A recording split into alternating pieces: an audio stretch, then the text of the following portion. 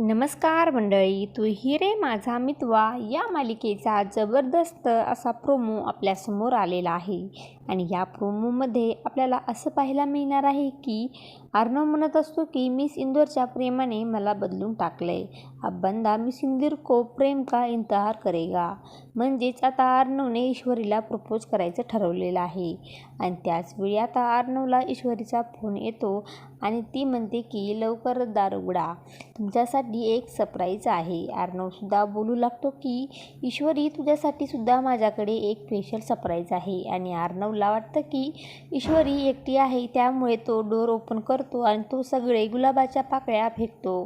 तर समोर त्याचे बाबा उभे असतात. अर्णव लागतच म्हणतो की तुम्ही इथे काय करताय. तर आता दोघेही एकमेकांना बघतच राहतात.